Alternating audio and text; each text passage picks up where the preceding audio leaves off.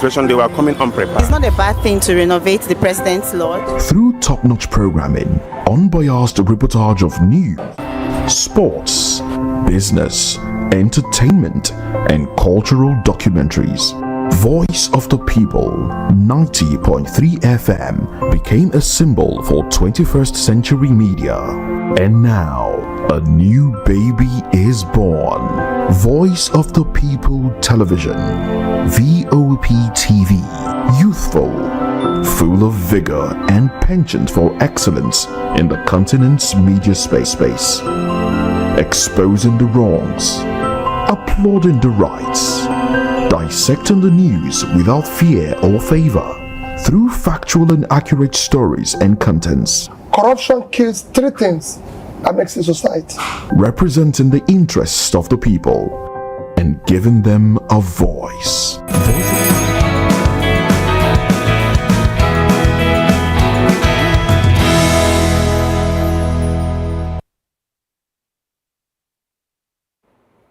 All right, welcome to June 12th broadcast right here on VOP Television. I am Moses Humphrey, and it's a full house. Afina is in the building. Good morning to you, Afina. Good morning, Moses. How are you doing? Very well, thank you. David, good morning to you. Very good morning to you, Moses. It's a beautiful day. Yeah, it is. June 12th, like you rightly mentioned. Democracy and of Day. course, Yeah. we would be joining in this quick bit of seconds the presidency in that live broadcast. So, I don't know if our producers are ready. Can we just get into that almost immediately?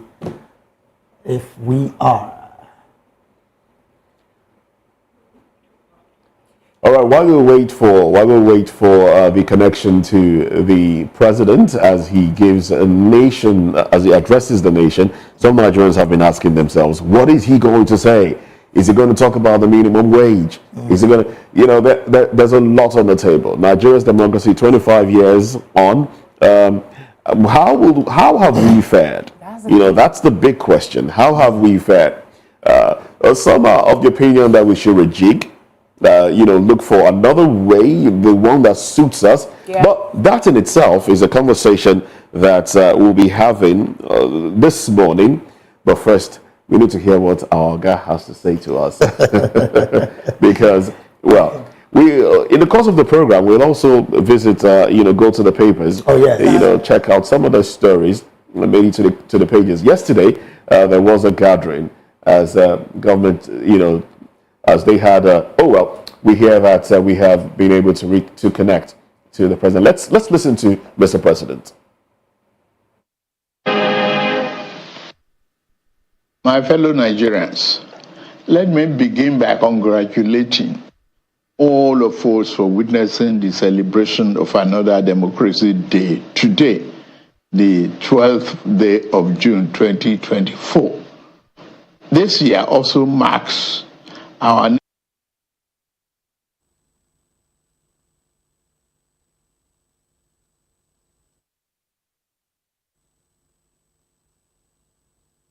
to becoming a true and enduring democratic society. Going through this passage was hard and dangerous. During the fateful 6 years that followed, we fought and struggled for our natural rights as human beings, put on this earth by the divine hand of our Creator. We lost great heroes and heroines along the way. And this struggle, the winner of June 12, 1993 presidential election, Chief MKO Abiola, the most significant symbol of our democratic struggle, his wife, Kudirat, General Shehu Musa Yar'Adua, and Pa Alfred Iwani, amongst others, sacrificed their very lives. They bravely surrendered their fortunes so that our nation might have a better one. Let us honor the memories of Chief Anthony Enahoro, Chief Abraham Adesanya, Commodore Dan Sulaiman, Chief Athon Wanko, Chief Chukwuemeka Ezeve, Admiral Ndibusi Kanu, Chief Frank Kokori, Chief Bola, Chief Adekunle Ajasin, Chief Gani Udaudu, Chief Ayo Fasami, Chief Gani Fawemi, Chief Olabi Idrojaye, Dr. Beko Ransom Kuti, Chima Ubani, and others who have transited to higher realm. The sacrifices of General Alani Akinrede, Professor Bolaji Akemi, Professor Wole Soyinka, Chief Rap Obioha, Chief Colonel Adebayo, among many others, should never be forgotten. For at least 6 years, they bore the pain and difficulties of life in exile. While the exiled pro-democracy activists kept the fire burning, their comrades at home sustained the pressure on military leadership. Among the latter are Olisa Agbakoba, Femi Falana, Abdul Oro, Senator Shehu Sani, Governor Ubasani, Shivolu Falai, and other National Democratic Coalition leaders such as Chief Ayo Adebanjo and Chief Ayo Padokun.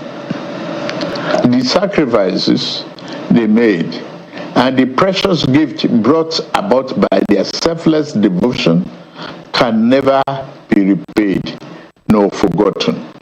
We could not have won the battle against dictatorship without the irrepressible Nigerian journalists who mounted the barricades along with the pro-democracy activists. We celebrate them today, along with their media establishments, such as The Punch, The Guardian, National Concord, Tribune, The News and Tempo, and Tel magazines. The undemocratic government of the day proscribed these media establishments and jailed their journalists for standing for free speech and civil liberties and the sanctity of the June 12th elections. Despite the leather might of the authoritarian government, what appeared to be high and unyielding walls of dictatorship came tumbling down. The dismal fortress exists no longer. The power of an idea, the power of the people proved more potent than all the guns, the munitions, and the threat of the strong men. The nation exited the yoke of dictatorship in 1999 to become the most populous democracy on African soil, the beacon of democratic self-determination for the black race and one of the largest democracies in the world. This change stands as a pivotal moment in human history. From this change, we shall never turn, nor shall annals of mankind's progress forget the sublime meaning of this great moment. Today, 25 years later, we celebrate the silver anniversary of our journey in democracy. We have studied the course. Democracy is neither a foreign nor abstract concept devoid of real-life meaning for us. Neither can we afford to reduce or minimize it to being nothing but the mere holding of periodic elections where one candidate and party outdo another. While elections attract democratic attention, they are but one aspect of democracy. Democracy is a way of life that encompasses a broad outlook of which elections are but a part. As such, a nation can have elections without being democratic. But a nation cannot be truly democratic without holding elections. That we have established a tradition of holding transparent, open, and fair elections gives credence to our democratic standing. That we have experienced peaceful transitions of government affirms our democratic temperament. Fellow Nigerians, true democracy shined its light on the daily lives of the people who live under its nurturing wings. It affords us the freedom and liberty to think as we want, live where we want, and pursue whatever legitimate endeavors suits us. Democracy does not assume some false or false unity of opinion. In fact, democracy assumes that conflicting ideas and differing opinions shall be the order of the day, given the diversity and variety of the human experience. There must be diverse perspectives and viewpoints. What democracy demands is that we do not resolve differences through force and repression, but we make allowance for the legitimacy of views that differ from our own. The other forms of government imposed against the will of the people. Democracy aims to make leaders who conduct themselves as servants of the common good, not as viceroys of the narrow interests of the might.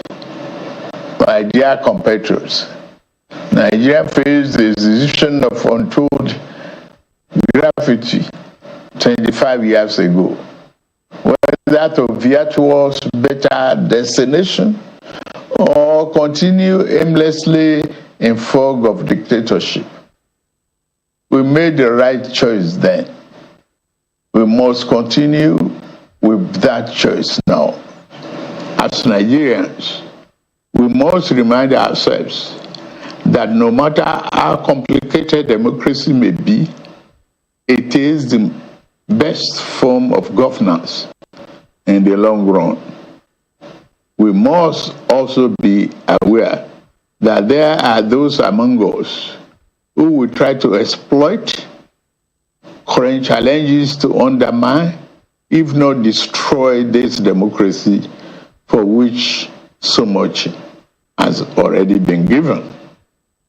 This is the great battle of our day, and the major reason we specially celebrate this day as Democracy Day. The true meaning of the day is not to focus solely on the great deeds of the past that have brought us to this point. Yes, we pay eternal honor to those who laid down their lives, sacrificing everything to pave the way for the nation. I stand uniquely pleased in this regard. And I was among those who took the risk to midwife the birth of our democracy. I am now a direct and obvious beneficiary of the fruit of those historic efforts. As the president of this nation, I am morally and constitutionally bound to preserve this precious form of governance. I vow to do my utmost best to protect your rights, freedom, and liberty as citizens of Nigeria. Even more than that, I pledge to do whatever is necessary to cement democracy as our way of life. Although the challenges are steep and multiple, I am grateful to lead Nigeria at this moment in our history and point in our democratic journey. I come before you also to declare that our most important work remains before us. The real test has never been whether we will rise to the challenge, the sling of misfortune and grievous pains of dictatorship. The real test is whether we shall lower our guards and fail to defend democracy as the shadow of despotism and its evident physical danger fade.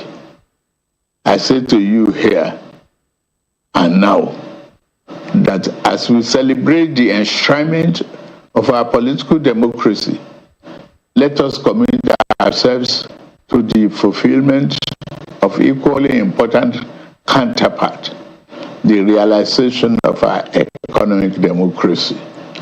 I understand the economic difficulties we face as a nation right now.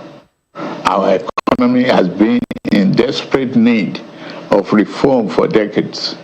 It has been unbalanced because it was built on the flawed foundations and over reliance on revenue from exploitation of oil.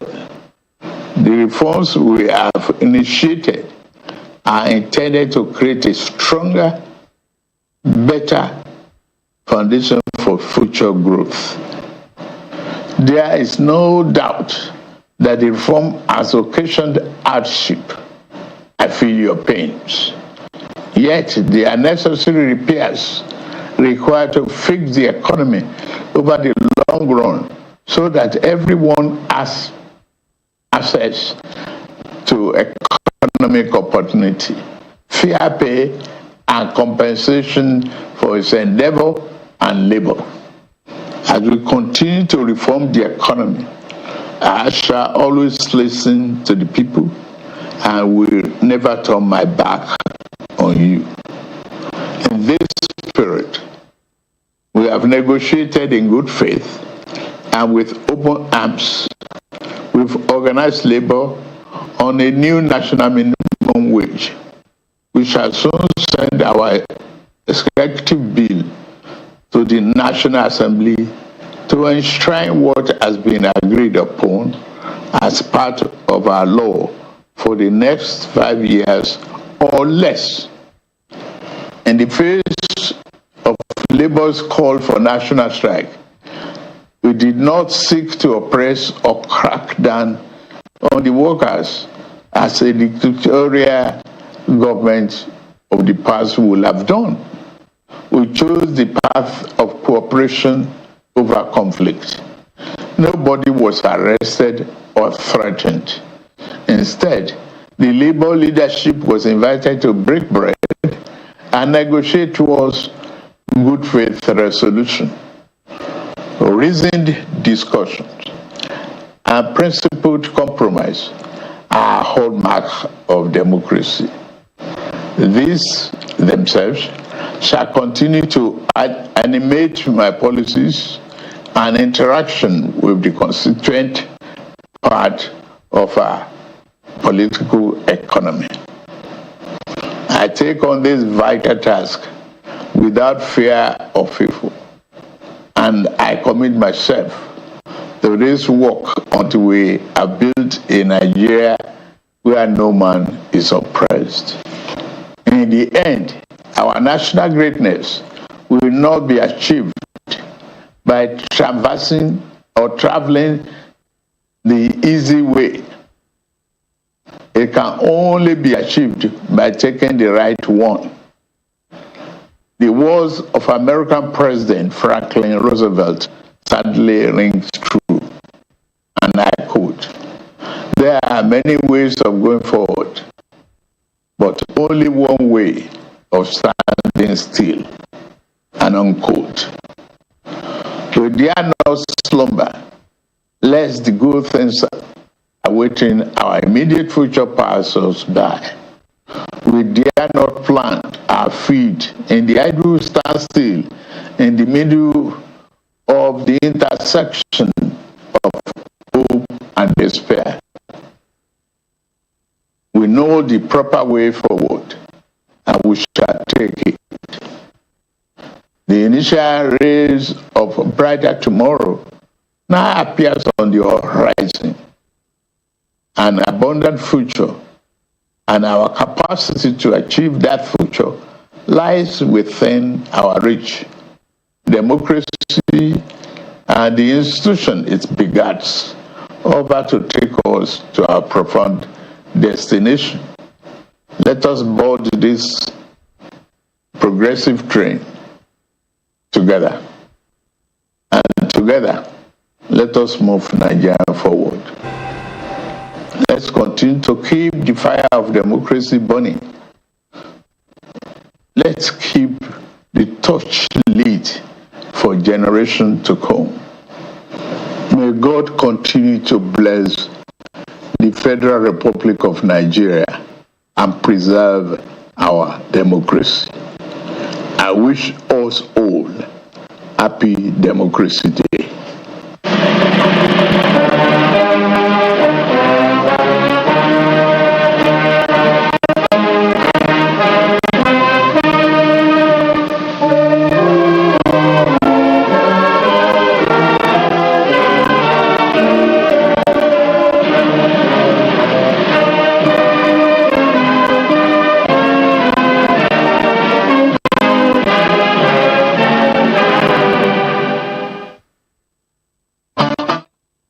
All right, then there you have it. Much anticipated. President's speech. Well, the president has spoken. Nigerians will react. A question on my mind is, did the president touch on anything really that will give hope to Nigerians? Oh well, we have our guest for today with us in the house. Let's meet our guest. We have Ogbemi Taiwo, who is a political analyst and a director, Africa Bridge Initiative. Good morning to you. Yeah, happy Democracy Day. Happy Democracy Day. Awesome. All right, and also we have Lawale Kundayo, who is an educationist, a farmer, and of course a public affairs analyst. Good morning to you. Good morning. It's interesting that we have you with a background in farming in the house. So you would tell us about how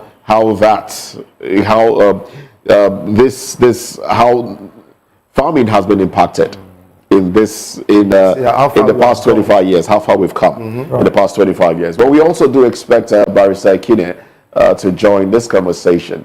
Now, this is Voice of the People, and as the name implies, we always like to hear from Nigerians. So let's go to the streets of Lagos. Well, we will be going to the streets of Lagos in a bit. The team will let us know when we're ready to take the thoughts and views of Nigerians from the streets of Lagos. Lagos is where we're broadcasting from, just so you know. And on YouTube, we are Voice of the People TV. On other social media platforms, we are at VOP TV Live. All right? Yeah. Fina, David? All right, so we're just going to take a very short break. When we return, we'll be diving into looking at the exact words of the president and majorly everything that he's spoken about as concerning Nigerians. Of course, you are the reason why we are here. We'll be right back.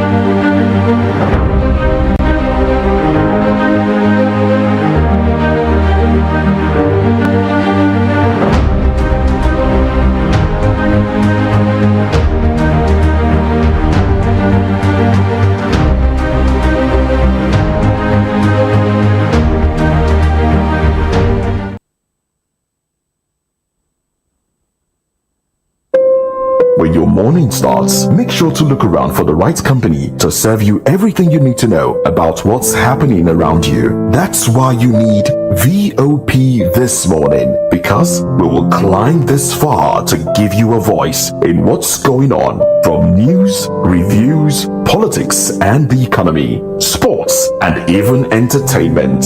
Join us weekdays 7 a.m. to 9 a.m. right here on VOP TV. VOP TV. Now you have more than a voice.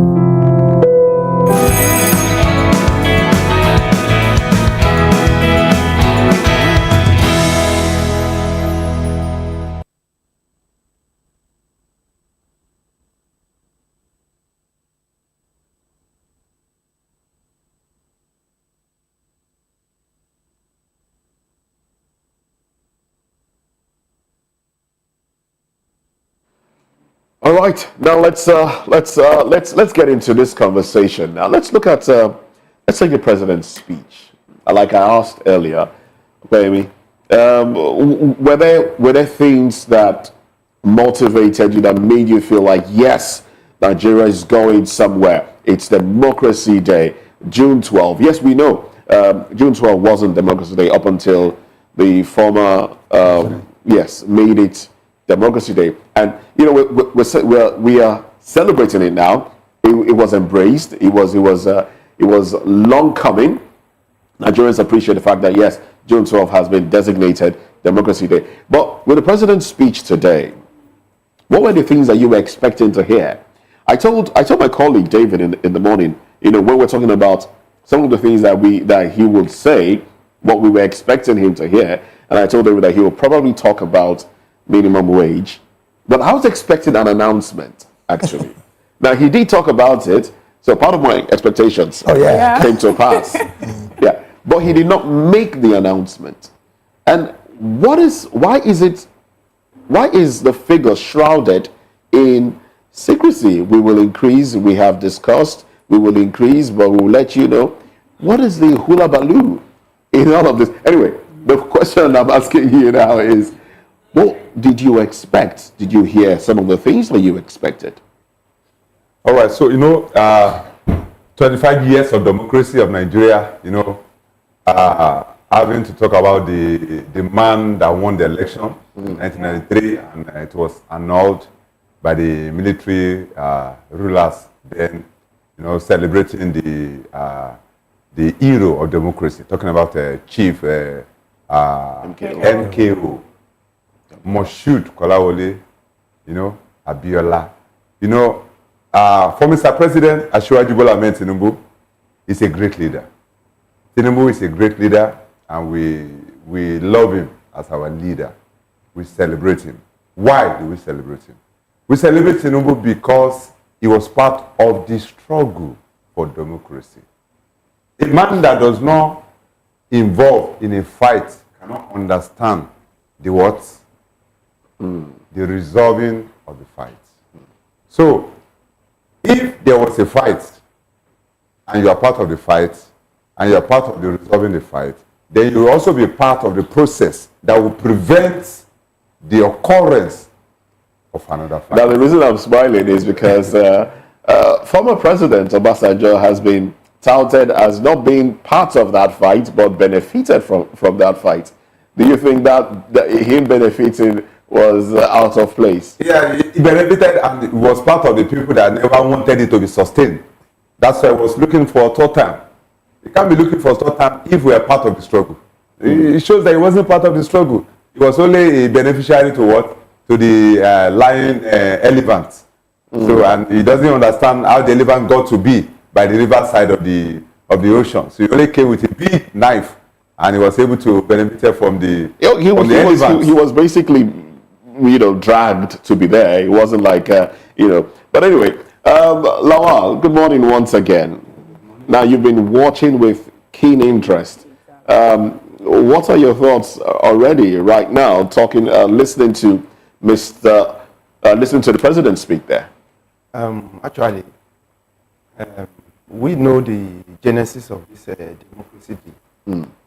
We know the genesis of Democracy Day. We know that it was a day in which all Nigerians actually came together to vote, regardless of any boundary, whether religion, whether tribal, or whatever. We all came together, we voted. That was why MKO Abiola was made the national by the people.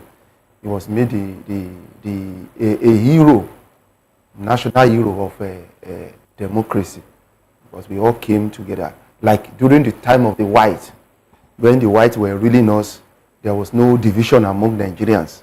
We were all represented in the house, and then that was where we were having all our democracy was being established gradually. Then using different memoranda, you get it, Littleton Constitution, Mafasen's Constitution. Nigerians were involved, you get it, in the gradual building up of the democracy until we had the 1960 independence. Then later in 1966, the military took over. We had a civil war. The democracy was seriously eroded until it came back. You get it? At the time of Shagari. And then later it was truncated again. And then we had the dictatorship of Babangida. But this, it's been... Yes, until we had this democracy that we are practicing. Unbroken since 1999. Yeah. Now, uninterrupted so far. But that was threatened.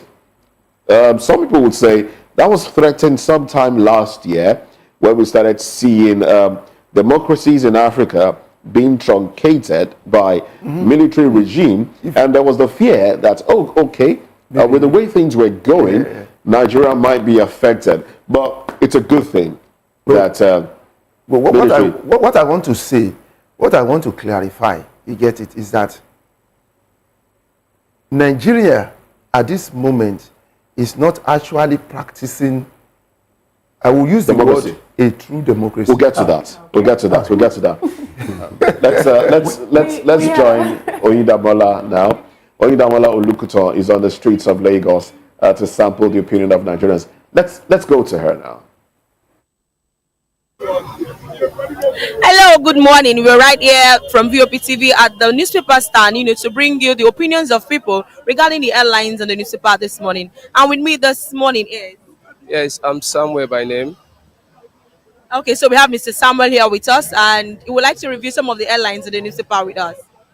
Yeah, really, in fact, today being a democracy day, in fact, because I don't think this democracy day was to be at all, because people are out there and not really happy.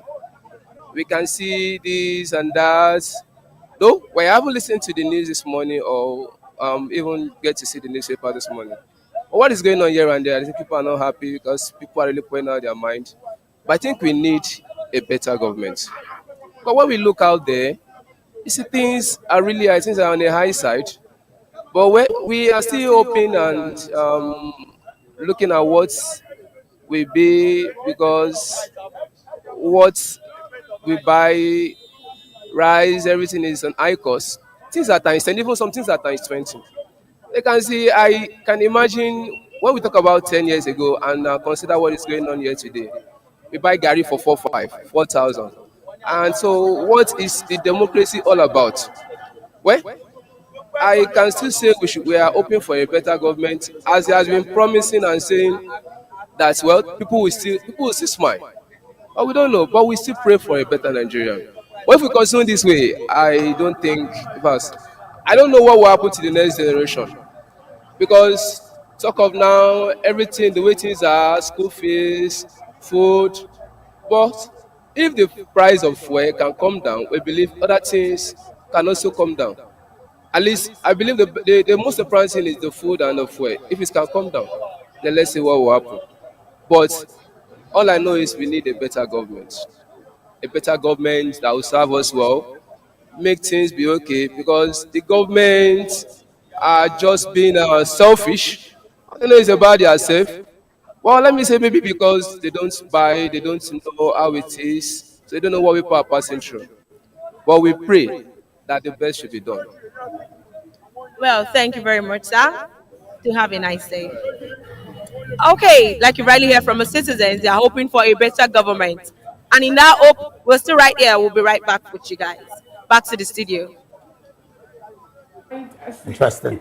Well, okay, let's just get to it. Now, the president in his speech talking about democracy, 25 years of uninterrupted democracy, he did mention that we made the right choice then. We must continue to make the right choice now. 25 years going on. The dividend of democracy. Are Nigerians truly feeling it? I'm going to come to you on that. All right, let me take you straight to what happened in 1967. So what Tinubu, the late, said. Quick one. He said, 7 years after independence, being a Nigerian is abysmally frustrating and unbelievably exciting. Today, the story has what? Remained the same. So when you said, we have made the right choice, who made the right choice? The people or the leaders? So as of today, the choice of democracy was made by the leaders, not by the people. If it was made by the people, this will not have been the situation. And that's what my colleague was trying to tell you about the kind of democracy that we are in. You have the opinion that you are actually happy over the fact that the president you have today is part of the people that fought the war for us to have democracy, and then he is reaping the dividends of that war. Now my question is this, looking at, what did you suppose what happened in 1993? And we bring it back again to February 2023 after the election. Do you really think a democratic way of election actually played out, given the fact that we had so many words from INEC before, during, and after the election? Don't forget that in South Africa, they just had their own election concluded. Even the sick people in their homes did the voting. Even the aged did the voting. But in Nigeria, as big as we are as a giant of Africa, we keep on hearing stories, and then we have a president. Do you actually think democratic way of electing a leader played out in 2023?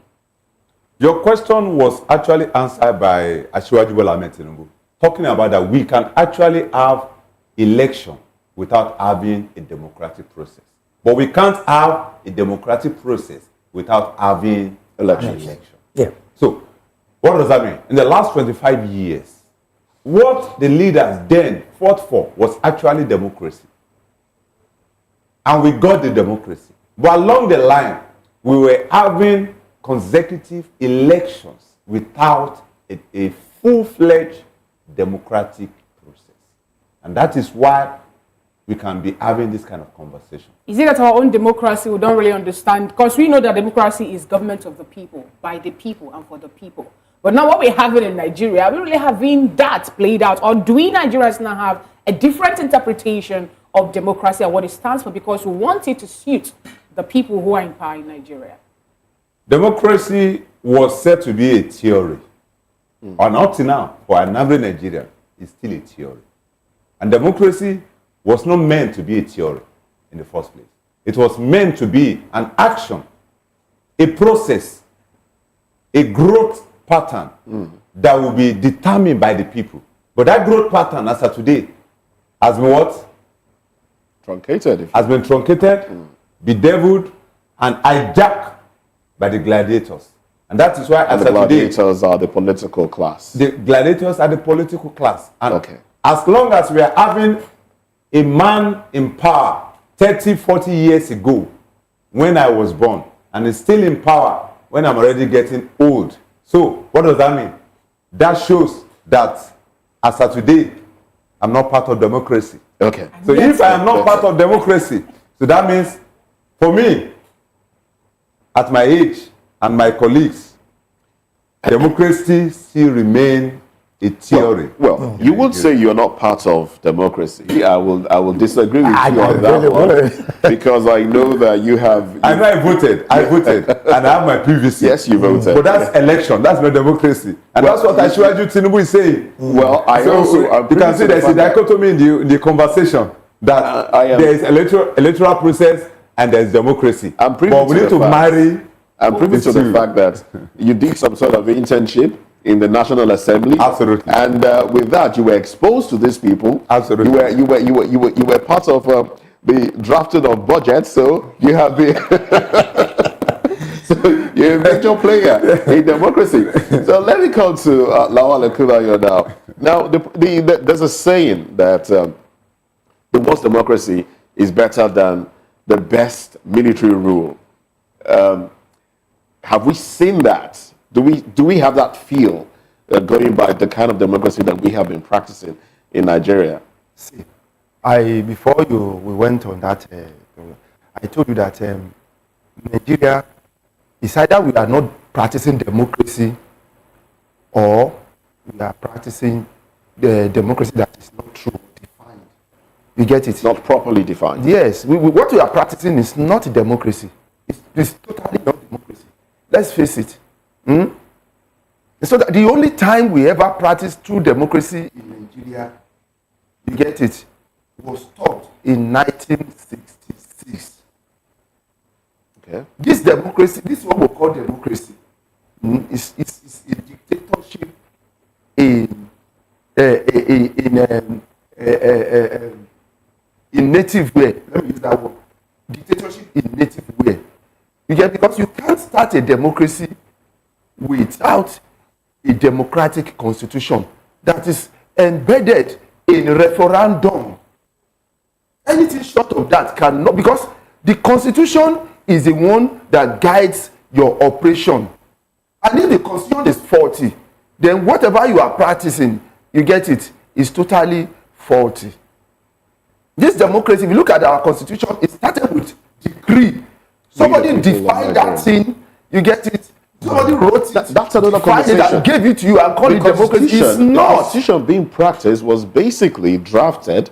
It seemed like something drafted during the military rule.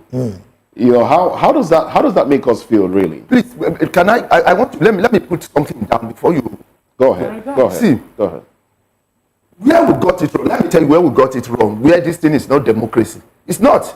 Because the president actually said Emilio Con and he got into power. You can't have that in democracy. No, but you can't. You see, you can't say that. No, I'm coming. I mean, you can't be sure of your. Trump of America has said it's his turn. I mean, he has said it in different terms. That it's his turn, and he wants to be there. He has the right to be there. And we are defining democracy. We are not defining your opinion or whatever. We are defining democracy. But in democracy, you have freedom of speech. Wait, I'm coming. That's why I'm saying that it's freedom of speech. Good. Yeah. But you can't be sure of yourself. Now, when it comes to democracy, I will have to interrupt you. I'm coming. Please, I'm coming. Okay. Let me get to a place. What we're supposed to have done is to have a transitional government. You get it? In that 1999. We're supposed to have a 2 years transitional government that will prepare the constitution we are using. Okay. It will go around the nation. You get it? Preparing that constitution. Now, the people will now decide how they want to be governed. When they now decide how they want to be governed, that is what you now use to make the constitution. And then you now use that constitution to rule them. You think that when you made mention of what the president said before actually becoming the president of Nigeria, are you in line saying that this particular time he is subpar? Because you have the opinion that he said Emile Kon and, you know, he now happens to be the president. Is that what you're saying, Mr. Lawal?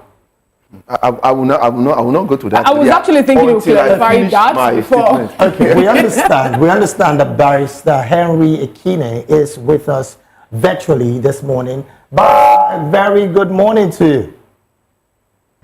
Yes, good morning. It's my pleasure to join you. But I'm so sorry that the situation I find myself here in Port Harcourt is not quite palatable. I'm still on the road. I'm going for a program, and I can't quite manage the noise. But I'm really eager to join, so I appreciate having me. All right. Right, good to have you. Good to have you. Thanks for your time. All right, now the question is very simple. 25 years on, the president did say that we made the right choice then, and we will continue to make the right choice now. Do you think Nigerians at this point are really enjoying the dividends of democracy? No, not at all. The choices are not those of Mr. President or any individual, but should be the aspirations and the expectations of Nigerians. So it's not about what choices Mr. President is making, but we should measure whether we have actually achieved anything in the resemblance of democracy by the reactions, the responses of the people, not the perception of the leaders. So Nigerians are far from anything in the real sense of the dividends of democracy in that regard. Because there are tenets of democracy, there are pillars of democracy, and it is on those pillars that we'll examine and assess whether the current administration or any administration at all in the past has actually led Nigerians to really in any way feel the expectations of Nigerians when we transited from the military junta to civil administration, are indeed the expectations of Nigerians with respect to a democratic state. For me, I could just take a few. How much have we really expanded the frontiers to access to justice? Do Nigerians feel that their access, the scope and the sphere of access to justice has expanded since 1999? That the answer is no. Have we really developed and strengthened our confidence in the judiciary with respect to pursuit for justice? The answer is no. Have we expanded the frontiers and deepened our electoral process? The answer is no. Nigerians are still largely dissatisfied with the electoral process. Even when we overhauled the electoral law and came up with the Electoral Act 2022, and we expected that the 2023 election was going to be different, but the situation became worse. And then are Nigerians even beginning to feel their rights as one of the strong pillars to democracy? Because respect to rights of citizens is a significant measure for any society to say it's interesting that you talked about that. We really do not have all of those. Barrister, sorry to interrupt you now. It's interesting that you talked about that because I'm going to quote the president now. He says, "I'll do my utmost best to protect your rights and privileges." That's what the president said. It's part of the things that he said. He pointed out today.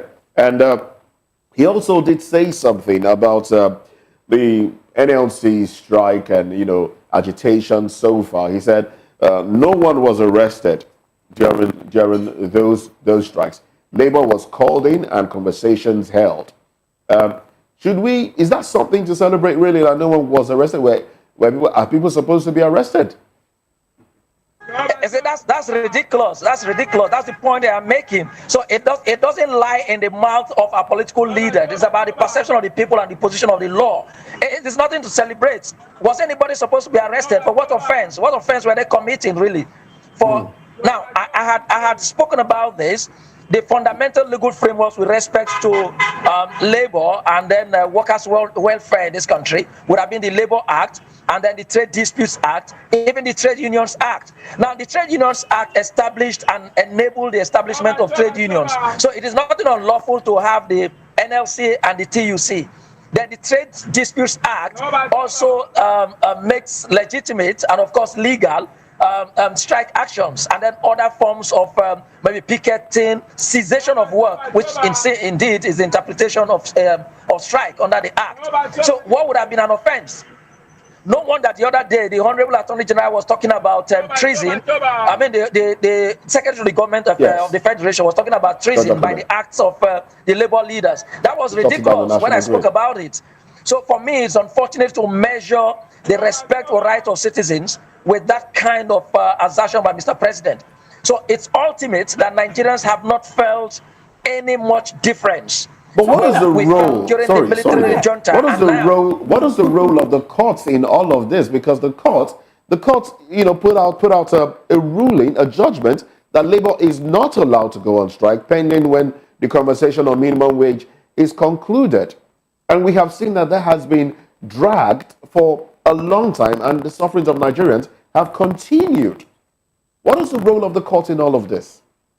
The judiciary is not exempted from the failures of democracy in this country, because one of the strong pillars of democracy also is an independent judiciary, and then, of course, the respect of the rule of law. So for me, even if I'm a lawyer, I think I expect so much more from the judiciary with respect to how we handle matters in this country, and then express the independence of the judiciary, and then the uprightness and incorruptibility of judges. That is not to say that judges are completely all corrupt, but indeed we have questions to answer within the judiciary as well. So all spheres of responsibility in this country. Of course, the government of the Federal Republic of Nigeria is one, and so the powers of the government is one. The Constitution only merely compartmentalized these powers. And that's why we have chapter 4, chapter 5, and chapter 6 having the various responsibilities of government, which is a composite. It is one. We have one government and we have one power, but that individual that has the power, that is the government, the state, has merely compartmentalized that to the judiciary, the legislature, and the executive. So the judiciary is not exempted. All right. Bringing it back For me, now there to is significant failure on the part of the judiciary as well to enhance and deepen democracy in this country, including ensuring that citizens have access to justice, and citizens really will have true justice. And again, that there is the right of citizens, and the protection of the rights of citizens is also one of the fundamental expectations of the judiciary. Bringing it back now to the studio now, I would like to start with you now, Mr. Beolua. Some people in Nigeria are of the opinion that there's no need for us to celebrate Nigeria. As a matter of fact, someone from the Southeast, an Anambra State industrialist, Dr. Chike Okadibo, was of the opinion that there is no, that democracy cannot thrive unless if the people from the southeastern part of the country are being looked into as regards their cry. And then he made mention of some things. Here in Nigeria, we have some Nigerians who have called or cried out for secession, agitation for them to go their ways. We have the likes of Shawore, we also have the likes of Sunday Adeyemo, and then we have Nnamdi Kanu, who is still in the detention of the federal government, even after the law court has actually discharged him and the case of the treason the federal government brought against him. Now my question is this. Looking at some components of democracy, we have the rule of law, we have freedom of speech, and we have so many other parts to be part of this democracy.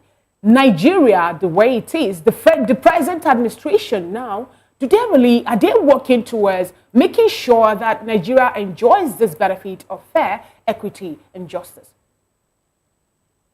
The Federal Republic of Nigeria, as of today, is still a democratic nation, even though the process is not yet democratic, but it's still a democratic nation.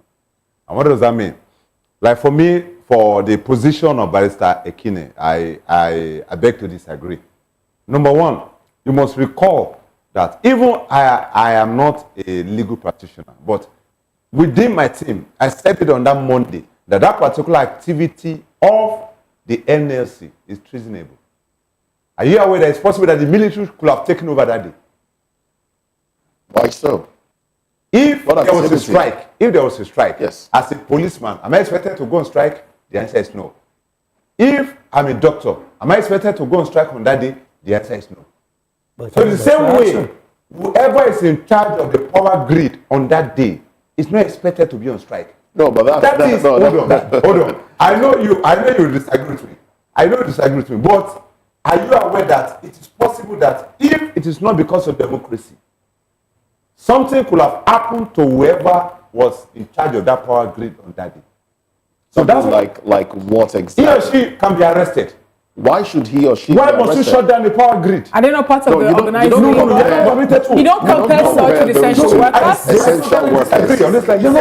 Mr. Aboluwa, Nigerians have been having epileptic power supply even when we pay, and there's also high. Excuse me. Quote a law that said they cannot do that. I've just explained to you. No, it's not an explanation. It's a law. No, what are your thoughts now? Do you don't seem to align with him? No, why? Because tell me why. There's no law on that. You can't say somebody commit treason when there's no law. Look at this bandits declaring a state of their own and hoisting their flag in Nigeria here. Which many of them, when they were caught, they were redrafted. They were given amnesty and forgiven and redrafted back into the military after they have committed something against the So nationality of the country. you don't think that shutting down the national grid is a treasonable offense? Against that. If there is a law, we could say that person has committed a law. I mean, against a law. Whether there's a law or not, we know right from wrong. Excuse me. What about is it? That's a good question. Is it wrong? Was it wrong? My there's question. a constitution. If you steal, if somebody steals something and you get to court, and there's a law says you cannot steal. If you steal, this is a social, and the person is not saying because I'm hungry. That's why I stole. Of course, the judge will sympathize, but you will see sentence. Judgment will still take its place. Yes. You get you see sentence. That is it. Mr. So, they are not the same. Mr. Bolua, the national grid has collapsed uncountable time in Nigeria. Nigerians are paying. Mr. Bolua, Nigerians are paying exorbitant amount of money due to the tariff hike in electricity, and we're not even getting the quality of electricity we deserve in Nigeria. And then national, or rather, the organized labor happened to go on strike. And we're not talking about organized labor, we're talking about the whole Nigeria now going on strike. And then the people that say we are reaping the fruit of our dividends of democracy, someone is doing chilling and initial and telling us that it is a treasonable offense. How? I put it to you once again that whoever was part of the shutting down of power grid on that day should have been arrested. Objection overruled. Should have been arrested. Mr. Bolua, objection overruled. Shutting down the engine room, the lifeblood, the lifeline of the entire nation. The nation which has not been working, or the nation that It is one thing. Can we have? It is one thing for the economy not to be working. Yes. It is another thing for the nation not to be working. You know what is entirely. Mr. Bolua, in Nigeria, in Nigeria, Mr. Bolua, we have over 200 million people in Nigeria to start with. Over 250 million. Over 200 million people in Nigeria. All right. Because we're yet to have another census to determine how many we are exactly. Now, in this country, Nigeria, we have just of 5%. The people who are the political elites. Absolutely. No one is talking about their salary review. When we're looking at the general labor, who are going to be like 95% of all the people now, among these Nigerians, the cost of living in Nigeria, we have food inflation to be at 40.53%. We have headline inflation to be at 33.60%. We have MPR rates to be at 26.25%. We have minimum wage of Nigerians, labor Nigerians, to be at what? 30,000 naira, which was since 2018. They will bring it back again to the FX rate. We're having FX rate now to be at 1,495 naira in Nigeria. And then you are now saying that Nigerians don't have the right to embark on a strike for the leaders to feel the pains. The Nigerians absolutely have the right to go on strike, but the Nigerians do not have the authority to shut down the power grid. Why should we have the selective room? I mean, the lifeline. Are you aware that some people died on that day because of shutting down? Excuse me. Are you aware? Okay. Are you aware that some people died on that day? Are you aware? No, I'm not aware. No. And are you expected us to continue in that line? I'm not aware. Why? No. Do you understand what could have happened? Was it the shutting down of the national grid that made them die? Because if you are to be in an hospital on that day, okay, there can never be any surgery on that day. Okay. Are you aware of that? There's a possibility of also using power generators. Excuse me. No, when the PMS has been the price of the PMS. Now don't forget all the figures she has quoted. Who is bringing up all these figures? The same labor union. Okay. Excuse me. Not the leaders. Let's hear from the legal practitioner now. Let's hear from you now. Is it a treasonable offense to participate for one in such a profession, like something like the national grid, participating in the strike and then shutting down the national grid? Not at all. Absolutely not at all. And I say this with all determination, and nobody will convince me by making reference to any law that makes shutting down the national grid a treasonable offense. Let me go clearly with the provisions of the law. These are issues of law. We have the substantive criminal law in this country. The Criminal Code Act is clear with respect to what constitutes the offense of treason, and you cannot add to it. Absolutely not. Then two, the labor law, the Trade Disputes Act are clear with respect to the legitimacy of a labor union and the workers to embark on cessation of work. It's a right. Now, I understand the arguments of my colleagues in the studio with respect to what the Trade Dispute Act refers to essential services. I have spoken on another interview in this regard. It is also not true that workers in the essential services sector cannot cease work. It is not true. The only requirement of the law is that they shall give notice before the cessation of work. So it is also not true that the national grid cannot be shut down.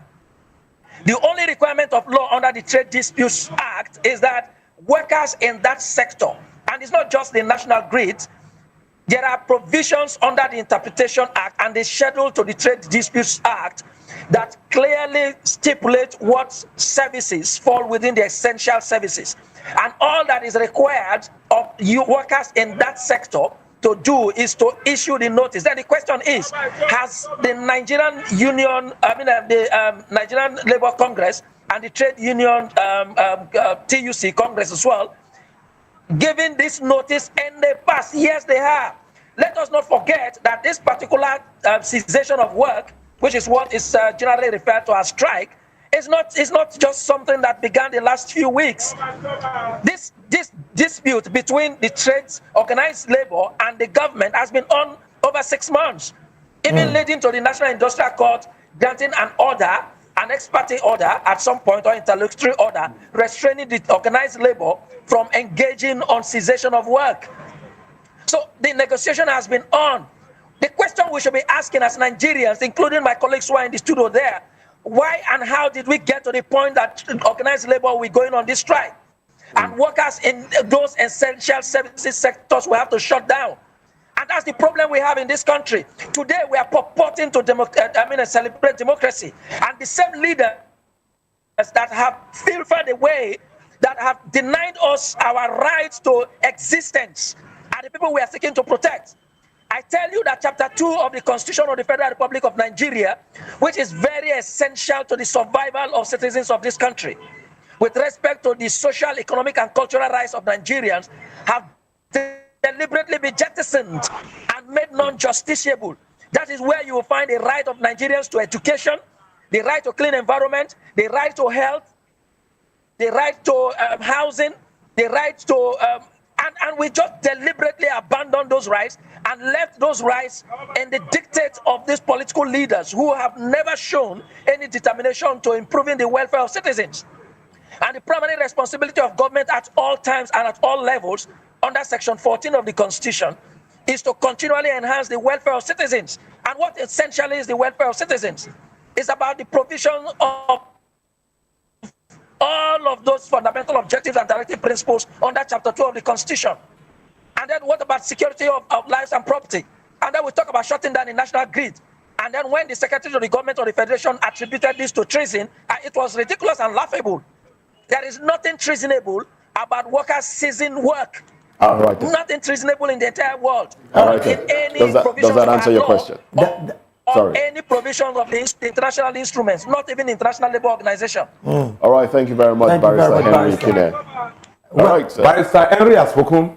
Up to now, I totally disagree with him. Okay, in law, there's express statement and there's implied statement. Was it expressly stated by the Nigerian Union of Electricity Employees that they would be shutting down the grid? The answer was no. So that was a treason felony. No, did they not say that they will join the labor strike? They are going on strike. Yes. Has it ever been said in Nigeria that when NLC is going on strike, there will be power shutdown by the party? TUC is hold up. Have you answered that question? Part of TUC. They are part of TUC. I'm asking you as well. The question I am saying, what I'm positioning to the whole house, yes, is that was it expressly stated by the NUEE that they will be shutting down the power grid? Mr. Bola, was it expressly stated? The answer is no.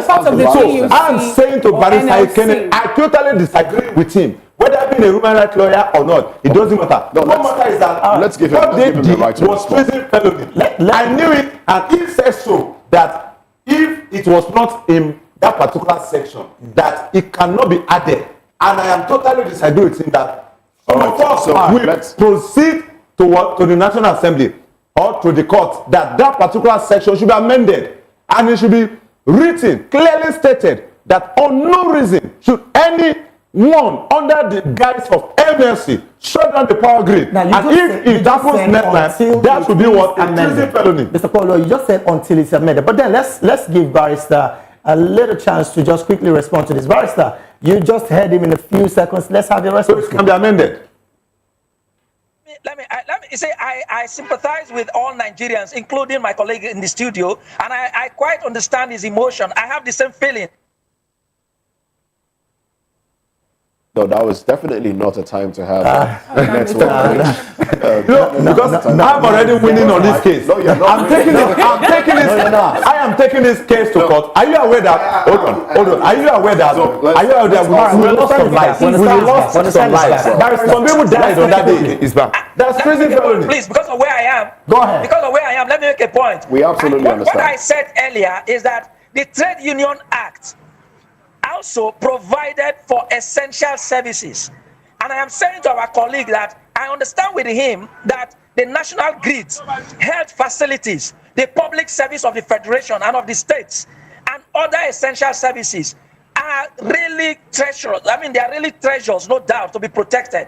But the law recognizes that those who work in those sectors also have right Barrister, to be treated now the question, fairly, and they are well respected. Therefore, the law now said that for any worker in those sectors, including the national grid, if you have any reason to cease work, meaning that the law didn't say they can't cease work, the law recognized that they can cease work and it's their right. But that for any reason you cease work, just merely notify. What is required for workers in those sectors is to give notice. Barrister, the question now is... The answer is yes. Why didn't the state fix all of those issues of the welfare of workers in those sectors and prevent such cessation of work? That's what we should be addressing the government today.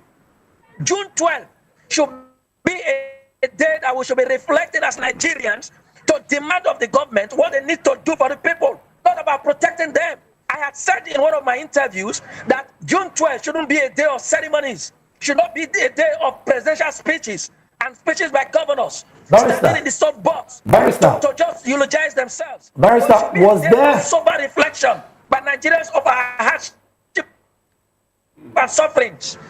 Okay, Barrister, quick one. Was there any notification by these people as regards cessation of work? Was there any notification?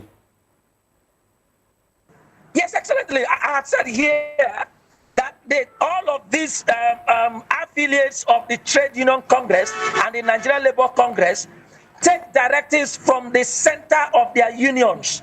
And then the NUC and the TUC, I had said here, over 6 months ago, they have been on this issue of going on strike. They had given the notice, going on strike, coming back, coming back, sitting on negotiation with government and different committees set up. So it's not the first time. That's a well so enough notice about cessation of work had long been given. Arguably so. All right then. Well, obviously. How come the doctors do not go on strike? Let's give Lawal a time. He's on right of response. Go ahead. That's why the police, you get it, are not part of they don't have a union. You get it. The military, they don't have union. You see, this one you are talking about essential workers. Many times the doctors, the medical people have gone on strike many times. Wait, excuse me, wait. Go ahead. I've gone on strike many times, even asking for increase in whatever. Oh yes. And then for months, people died in the hospital because of these issues. People died at home because they were not attended to when they get to the hospital because of this issue. People actually died live. You get it? Yes. And they were not. Nobody arrested anybody for treason. You get what I'm saying? And they will still, if they were not, they will still go on strike. You get it? So why are you now talking about electricity? We know that even in the electricity, the grid itself has gone on strike many times. No, and the government did not. But that has not been attributed to human influence. See, excuse me, wait, it's human effect. Because that's why you have Minister of Power. You get it? The duty of the Minister of Power. Are you saying now that with the collapse of the grid, which may have led to loss of lives as well, somebody should be sued? If you are suing anybody, you should sue the minister. You get it? Of power. You should sue the government. You know why? You know, because he is the one in charge of that area. If anything is going to come up, you should have detected it on time. If the workers are complaining, you should have resolved it. Because somebody who is, what about if the person was sick? Maybe the person that's supposed to handle the grid was sick, he wasn't feeling fine, and needs to go to the hospital. And there was no vehicle because no vehicle is coming to because he has no money. You get it? He has spent all his money buying drugs and he has no money again. Of course, he will not go to work and the grid will still be shut down. You get it? That is what the barrister was saying, that what we need to address, we need to address it. We were talking about somebody, you get it, who is already sick, who is having issues, who is having grievances. You get it? All right. Mr. Taiwo. Don't make it right. Okay. The government is wrong. Absolutely. Accepted. Does that mean that the NLC or the National Union of Electricity Employees should be wrong also? Can two wrongs make it right? They are totally wrong. Okay. Now, don't forget, there's something we call the normative value. What ought to be? What is ought to be for the electricity? What is ought to be for essential services? You are meant to give adequate notice.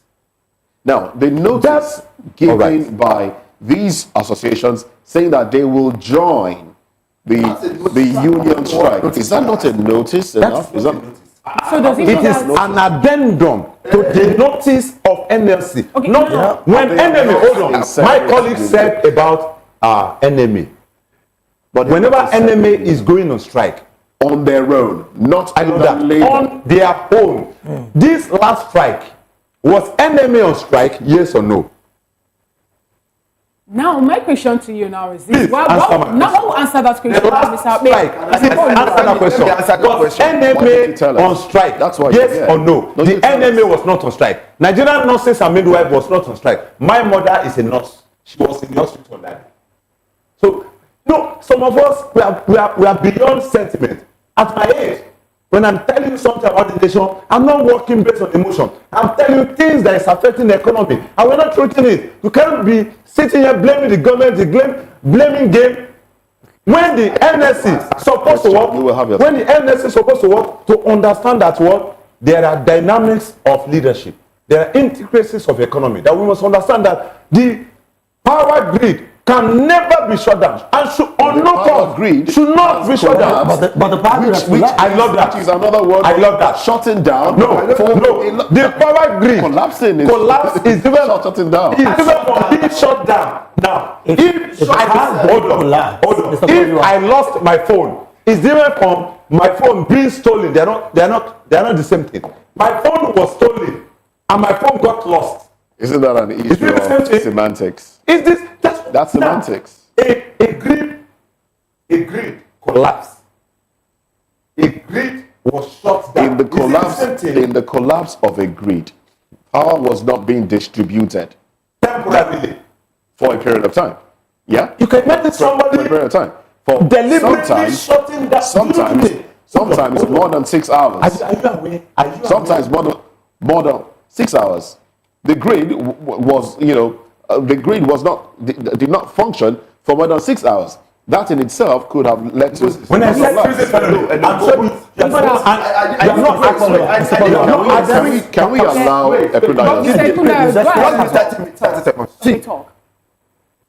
When NLC declared a strike, that it was going on strike. Yes. Those parts, those affiliates that were not going on strike, they gave a notice. They gave a notice that they will not be part of the strike. For so and even though we sympathize with our people, but for so and so reason, we will not be part of it. Even WAEC did the same thing. They sent a circular out, which I received. They said that for so they sympathize, they are part of it, but for so and so reasons, they will not be part of the strike. Yes. That's why they are not part of it. But anyone who did not give a notice that is not going to be part of it is automatically part of it because they are affiliate of Labour.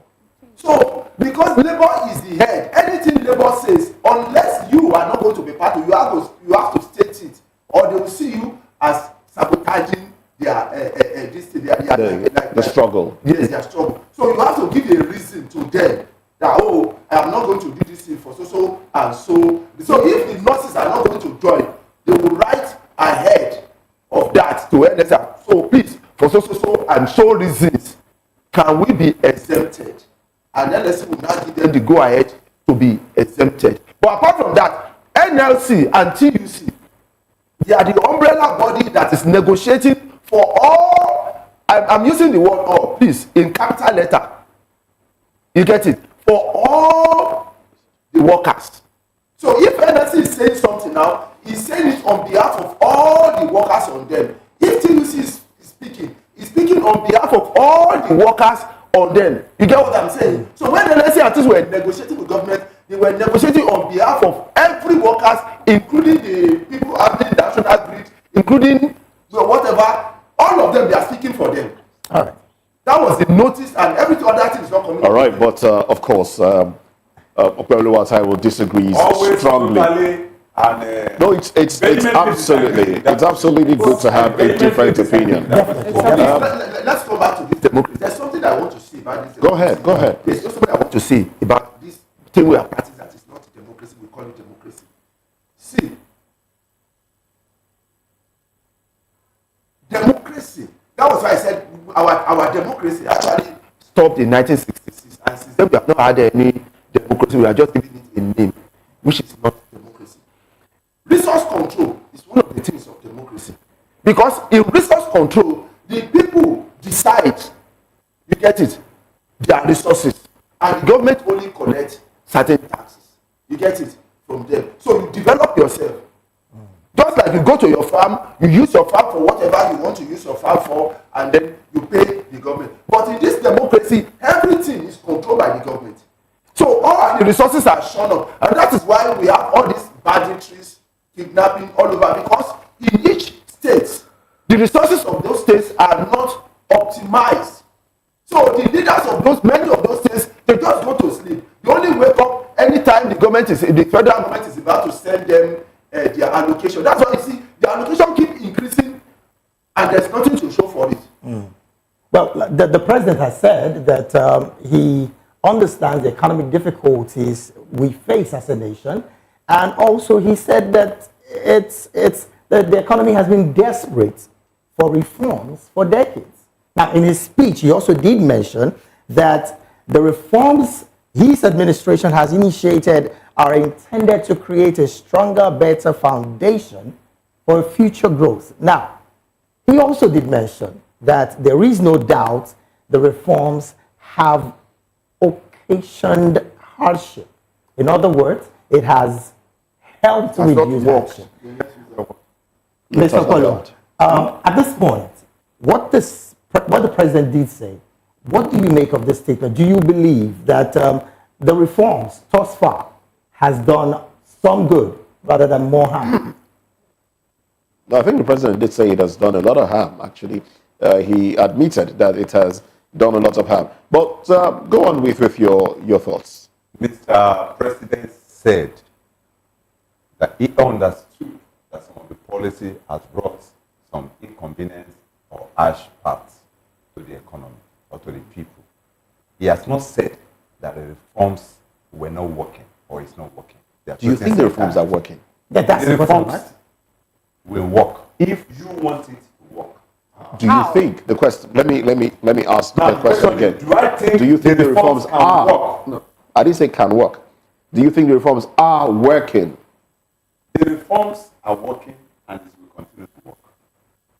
Okay. All right. Now, when we talk about how do you adjudge? Now, when we talk about electoral reforms, how do you let's go to electoral reforms. Working on the reforms. Let's go to electoral reforms. Yes. As at 25 years ago, is it the same electoral process that we're still going through? What is the difference in the electoral? There are modifications. The modifications, did they help during the last elections when we talked about using the beavers? And then after the elections, collation of results were done not using the beavers. So how has the reforms worked in that regard? The reform brought beavers. The beavers worked, but could not work in some places. based So on it worked partially. it worked partially. According to you. Is that no? According to you. According to you. You said What was the judgment of the tribunal? According to you. We still have Barrister with us. Barrister, quickly, let's just have your take on the reforms. Do you think also that the reforms have been working? I've been listening, and I hope I'm on track, and I heard you. But generally, let me take a general perspective. We seem to have lost of what we really define democracy in any society. I think before I get my response directly as to whether the policies of the current administration are working, but let me remind us that democracy is not just a concept, as we seem to perceive, that we just say, oh, there is democracy in the country. No, it has to be seen, felt in concrete terms with respect to the pillars and the principles of democracy. Do we have, or can we all say in Nigeria, that we have a fair measure of respect of rights of citizens, that rights of citizens are being respected? Do we say of a fact that the rule of law is upheld in this country, that the decisions of the courts themselves, which are laws, do we respect the decisions of God, or do we select what decisions that are favorable to us, sometimes especially by state actors? Do we also say that citizens have the right to participate in the determination of their own affairs in terms of governance, and we do that through election? How do we measure, or rather, how do we determine and measure the electoral process in this country? Do we feel satisfied with the electoral law? Indeed, we had the mischiefs in the previous Electoral Act 2006 and 2010, and we eventually thought that the 2022 Electoral Act was going to be better. Do we really feel that the welfare of citizens are actually the primary responsibilities of government? Do they act in that regard? Now, these are the fundamental questions that we will argue today, June 12th, the purported day to celebrate independence in this country. If all of these are absent, if we do not respect the rule of law, if we do not respect the provisions of our constitution, if we do not have an independent judiciary, if we do not have access to justice, that citizens are denied access to justice, then we do not have democracy. It is not a declaration. It doesn't end in the mouth of the president of any country to say we're a democratic state. It is even more from the response of the people. That having said that, to examine the administration of Bola Tinubu in the last 1 year, for me, it is below average. And then someone will argue how and where, in what form. The indices are very clear. The figures are not mine. They are coming from the National Bureau of Statistics. Well, the president has said, Barrister, the president is quoted as saying, I feel your pain. I mean, he understands that to change something will take time, and people will have to go through some sort of pain in the process of changing. But he did say, I feel your pain. And he added, in that same breath, he said, I will continue to reform the economy. So is that something that you would consider encouraging, that the reforms that the president has undertaken or is undertaking will continue, because we see there's a perceived light at the end of the tunnel? It may seem nice. It may seem nice to commend political leaders when they make certain statements. It may seem some sort of convincing for somebody to say, okay, after Mr. President has said he's going to be doing a whole lot more to improve and enhance our welfare. But you know what? For me, if it is my personal view, I am not convinced in any way. I do not have any hope in those comments and statements of Nigerian leaders. They are more conceptual than concrete. I expect that if any political leader is going to come on a day as this, ceremonious day, to make speeches, tell me in real terms. If you say you are going to improve the welfare, tell us what measures, what are the indicators, what are the parameters? Give us timelines to say, look, between XYZ time and this time, we're going to fix this sector, and then this is what we are doing. You don't come and tell me that, okay, before December of 2023, the refineries are going to work. And because you failed to tell us in details what you're doing, the timelines, the performance indicators, look at it. We are now in June of 2024, and they promised that in December of 2023, we're going to have the national refineries working, but it never worked. So why would I have hope? Because Mr. President has said something today that is going to fix the economy. How has he said he's going to fix it? So, In what parameters? What are the indicators? What are the timelines? What measures? How do we hold him responsible to it? I'm not convinced. I would rather charge him to do more. And it's until the most of us in this country, the greater proportion of our population, speak in this direction, then we hold our leaders accountable and tell them that we don't have hope. All right, Barrister, talking about hope in the leaders, Barrister Henry, you made mention of hopes in the leaders. Now, could this be the reason a lot of people are also bringing up the issue of agitation? Because the man who we are actually celebrating today, who we tag the man who made us to have this democracy day pushed to June 2, I'm talking about MKO Abiola. We have the wife some time ago talking about independence, Yoruba nation, over the fact that, you know, she pointed out some reasons being the cause for her agitation. And one of the reasons is that the cause of the husband's fight for democracy and all that is not being put into proper recognition by the leaders of Nigeria. Do you think that actually is what is leading to a lot of people agitating for secession at this point? Well, I think for me, fundamentally, the agitations for self-determination and secession by different groups and parts of this country is not far from the reality that the Nigerian state has actually failed in probably giving any hope or any expectation to the various peoples of this country. Now, you have agitations from almost every part of the country. The Yoruba nation seeking to have self-determination because they are dissatisfied with the way the Nigerian state is run. If you come to the southeast, you have the indigenous people of Biafra seeking to have self-determination and then to, in a way, expressing their dissatisfaction. The same to the part that I come from, where we have had our agitation with respect to the control of our resources. And I tell you, the General Assembly of the United Nations has actually ascribed to the right of people, indigenous people, to natural resources. And then so there are a lot of dissatisfaction across the country and all parts of the country. So I think for me, it's not just about the failure of June 12, the annulment of the professed fair election of June 12, but also the continuous maladministration of successive leaders that has deepened the dissatisfaction of Nigerians in the way that the government has handled their affairs.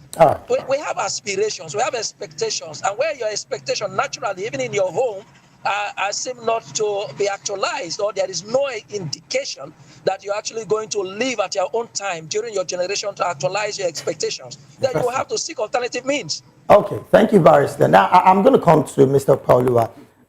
Interestingly, you did say that the reforms will work or are working. I'm going to bring it down again to the economic reforms of this present administration. Since 1950, Guinness Nigeria has been in Nigeria. And just recently, they sold their shares. Same with quite a number of these companies leaving. And that's as a result of the economic reforms and, of course, the monetary policies of the CBN. Do you think with the exit of most of these big companies, which, of course, gives the Nigerians a space for job security, let's not forget that. If these guys keep leaving, do you think, again, the reforms of this administration is working? Economic reforms. Multinational companies exiting the Nigerian market space. Banks' licenses are being revoked. Right? And a lot of SME closing down. The question is that a problem of Bola? But he and his team, how did you get to this point? No. He is the one at the helm of affairs presently. So he's the one that is himself and his team are the ones that. Come on, Mr. Kwame. Let's be very realistic. You said you want to be realistic. Are you saying that Microsoft exists in Nigeria is the fault of Tinubu? Are you saying that Guinness having to sell their shares is the fault of Tinubu? If I cannot as a businessman get my money back, do you think that business will be viable? As I went Guinness, you said 50 years. Yes, 1950 precisely. All right. So it's now the problem of the man within the first 1 year. That all of this, so you mean that, are we aware that more than 20 directors in CBN already served? Now, assuming they were not sacked and they continue their fraudulent activities, which they have started more than 20 years ago, I'm sure you and I will be the number one to come on here like this, that the problem of CBN and Nigeria is still on. You still haven't answered my question, Mr. Pauluwa. Is What the economic reforms of this administration favorable to these companies that is making them leave? That's my question. The exit of multinational companies is not as a result of the economic reforms of 1 year. So what then is? It's as a result of accumulation of our maladministration. Are you aware there was oil windfall in 10 years ago? What happened to our foreign reserve under Obasanjo? What happened to our foreign reserve under Jonathan? What happened to our foreign reserve under Buhari? In all of this, all of us, now, one thing we must always understand when we talk about the economy, all right? Now, let me give you a little example. Do you know that as of today, an average hospital in the east is not working? An average hospital in the north are not working. All right? So is that the problem of Tinubu? An average hospital, hold on right there. An average hospital in Lagos is working. Now, how come the hospital in Lagos are working? Is it attributed? I'm talking about the public hospitals. If they are working, is it the success of Tinubu 1 year that is making the hospital to work in Lagos? The answer is no. Let's not forget that. So what we are saying is that accumulated maladministration in Nigeria not necessarily mean that 1 year of a now if we do understand. We have to give others an opportunity to. I told you, I was part of the politics at the student union level in the school. Yeah. I was part of the politics even outside the school. I understand what happened to River State. I told you I was in River State. I was at the National Assembly. I saw what happened and I understood how some of our leaders in the past has been killing the economy, even with the budget padding and the whole process. And yet, the government, this person's administration has given or passed vote of confidence on the cabinet members. We have limited time. Which of the cabinet members? Yeah, because we have... Which of the cabinet members? Is it all the cabinet members? That's what we're looking at now. Is it all the cabinet members? We have insecurity killing. For example, just within the 1 year in office, above 4,000 people have actually been killed in Nigeria. And more than that, or number of people also being displaced in Nigeria. Yeah, the service chiefs actually are still there. And the president administration has given his vote of confidence on the service chief. All right, can you wrap this up with your concluding thoughts as well? Yeah, for me, as a nation, Nigeria, we must leave the blame game. Okay. Leaders are not from heaven. Leaders are from the people. When the people get it right, leaders will get it right. But when the people are not getting it right and we are passing the blame onto the government, believe me, the government leaders will never get it right. All right. Well, let's sorry, please. I'm supposed to come to you now, but let's just quickly take the virtual guest so that we can let him go because he's still in transit. Yeah. Let's have you, please. Let's get your concluding thoughts.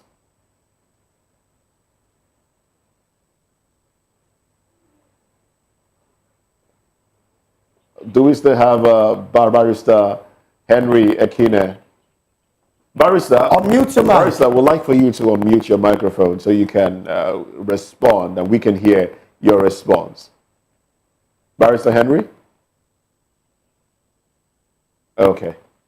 Well, Barrister Henry, unfortunately, I will probably come back to you. I want to give Lawal Ekunayo ample time because I know that we haven't given you enough time to express yourself. You have divergent views to issues discussed, but let's do that in about a minute, please. A leader, you get it, carries the responsibility. Okay. That is why he's a leader. You are coming into an organization, you get it, because that organization is organized. And that organization has to move forward. That's why you are coming in. So if you are coming in and you are collecting salary and all the allowances and everything, and you are coming in and telling us that somebody has spoiled it some time ago, then the question, what are you doing there? Then leave it. Let somebody who can come in and fix that problem. No, when he talks about, I expect him to address, when he talks about the policies of the government, driving away multinational companies. I'm coming to that. I need to, no, we don't have time. Yes, okay, I need to clarify. So the president carries the blame if the system is not working.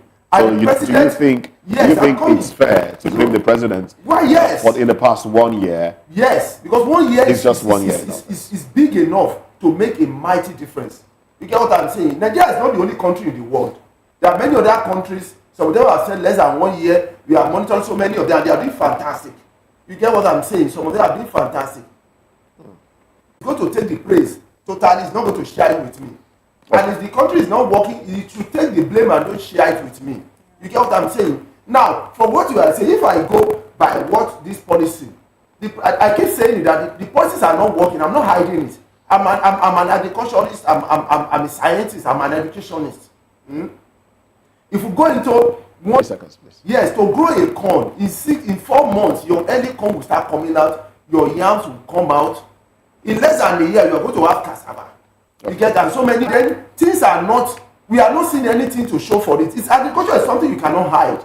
Yesterday, I wanted to buy a paint of beans, 1,000. Oh well, unfortunately, we have to wrap this conversation up at this point. The problem is, we will have to try again.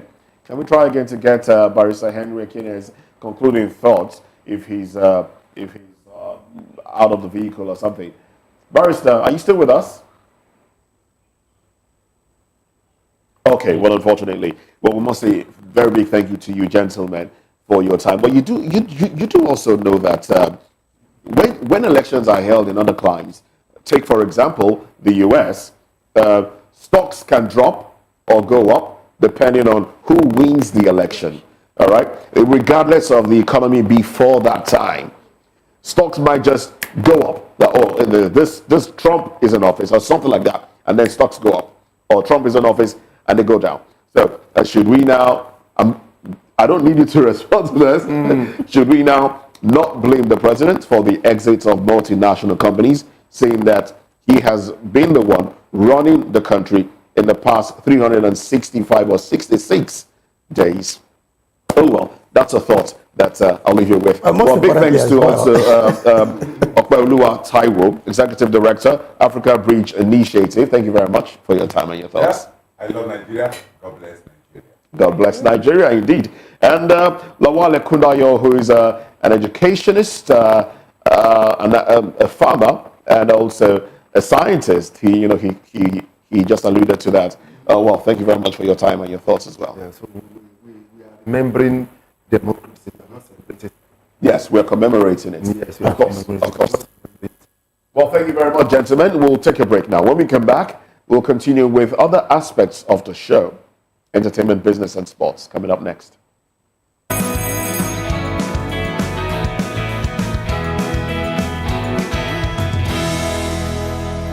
From the views on the street, we go to bed empty hunger, to the blaring horns of a hustling city, the loudest voices of the common man got a medium to be heard. This particular administration, they were coming unprepared. It's not a bad thing to renovate the president's lodge. Through top-notch programming, unbiased reportage of news, sports, business, entertainment, and cultural documentaries, Voice of the People 90.3 FM became a symbol for 21st century media.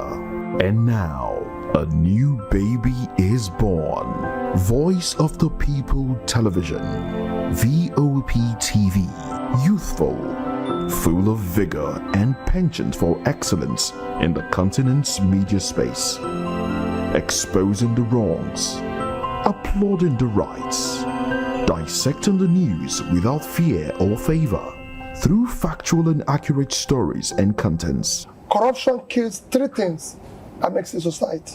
Representing the interests of the people and giving them a voice. Voice of the People TV is here to stay towards building a fair society. VOP TV, Voice of the People Television, truly a voice for the people.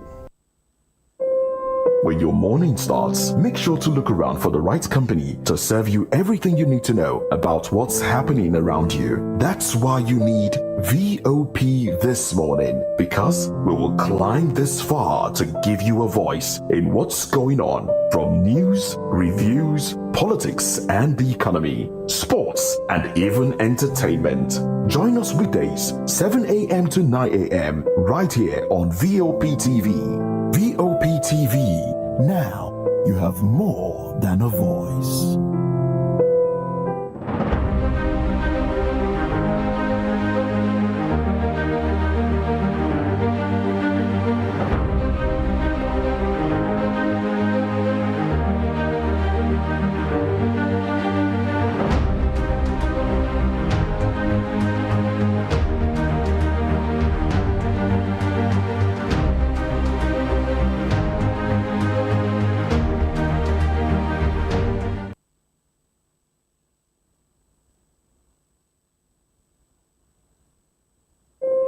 When your morning starts, make sure to look around for the right company to serve you everything you need to know about what's happening around you. That's why you need VOP This Morning, because we will climb this far to give you a voice in what's going on, from news, reviews, politics and the economy, sports and even entertainment. Join us weekdays 7 a.m. to 9 a.m. right here on VOP TV. VOP TV.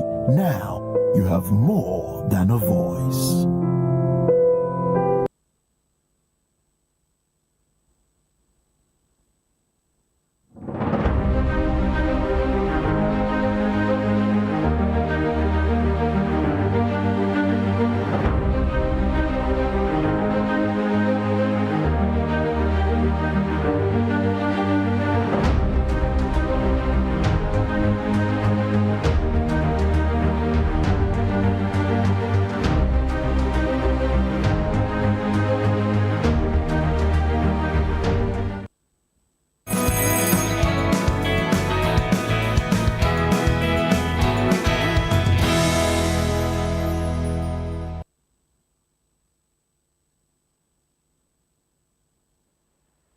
All right, now let's get into business now. Nigeria's oil production dropped to 1.25 million barrels per day in May, according to OPEC data, raising concerns about the country's production capacity. Now, this decline follows a brief recovery in April and highlights the ongoing challenges of crude oil theft and also reduced investment in the upstream sector. The federal government's efforts to combat oil theft have yielded slow and inconsistent results, contributing to significant revenue losses and dampening investor confidence. While the president, Bola Tinubu, faces substantial challenges in addressing oil theft and sabotage as well. Well, going on to another story now. Elon Musk has announced that he will ban Apple devices at his companies if Apple integrates OpenAI technology at the operating system level. Well, Musk, who is the CEO of Tesla and SpaceX, expressed security concerns and stated that Apple devices would need to be stored in Faraday cages if brought to his companies. Well, this declaration follows Apple's partnership with OpenAI to integrate ChatGPT into its devices, promoting AI features with privacy at its core. Musk's criticism highlights ongoing debate about AI, security, and privacy within the tech industry. Apple and OpenAI have yet to respond to these remarks. Now, those are the business stories we have for you at the moment. More business stories to come at 10 o'clock during the business hour. Entertainment is up next. I see a story on Will Smith. Well, Chisom will tell us more about that one. Chisom, good morning to you. Good morning, Mr. Good morning, Tina. Good morning. So what's happening in the world of entertainment? All right, so Will Smith, as a Hollywood star, has shared how his perspective on happiness transformed when he realized that it's not his job life happy. So the award-winning icon said he realized that it's not his responsibility to make others happy. Instead, he focused on cultivating his happiness and encourage others to do the same. According to him, trying to make someone else happy is an impossible game. So you need to find your own happiness and allow them find their happiness. Then both of you can come together and share happiness. Considering the fact that some people need you to show them love in order to, gain that love and that confidence, do you think it's good leaving people that you love to find their own happiness, then you concentrate on yourself? Oh, well, the honest truth is you have to find your happiness yourself. Yeah. I mean, someone else helping you to find your happiness is going to be quite difficult, very, very difficult. So as it stands, Will Smith is right on point. I mean, you have to find your happiness yourself, not making me help you find your happiness. Given the fact that he has spent so much time trying to make the ex-strange wife happy, that story of how the woman keep on going back again to Park Shakur, even when they have children together. But anyway, that's not for me to go in and start talking about Will. I was wondering how you're delving into that one. Oh well, would that be the only entertainment story? Yes, that would be the only entertainment. For now, okay. Well, thank you very much, Chisom Enyinaya, for that one. Will Smith. Well, he did a movie, The Pursuit of Happiness. Yeah. Okay. Sports is up next. Let's run to sports. David is gearing up to tell us the very latest in the world of sports. Right. So that's in a bit.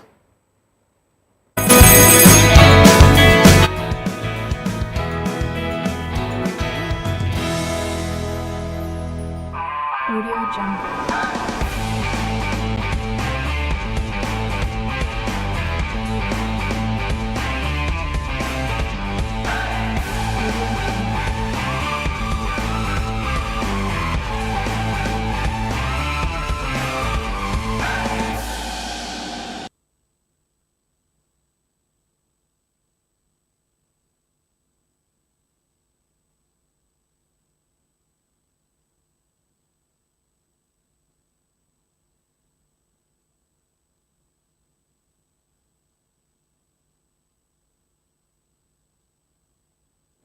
All right, welcome back. Let's just talk some sports now. The Guild of Sports Editors in Nigeria has expressed deep concerns over the Super Eagles' poor performance in the 2026 FIFA World Cup qualifiers and, of course, called for urgent measures by the Nigerian Football Federation. The Guild criticized the team's struggle, currently in the 5th place in Group C, and emphasized that Nigeria's position in the group with Lesotho, Rwanda, Benin Republic, Zimbabwe, and South Africa is unacceptable. In a recent meeting, the Guild called for a complete overhaul of the NFF's technical department and recommending that it be staffed with individuals, possessing sound football knowledge. They also urged the NFF to seek more corporate support for the Super Eagles and, of course, try as much as possible to reassess player selection, which is very important for me.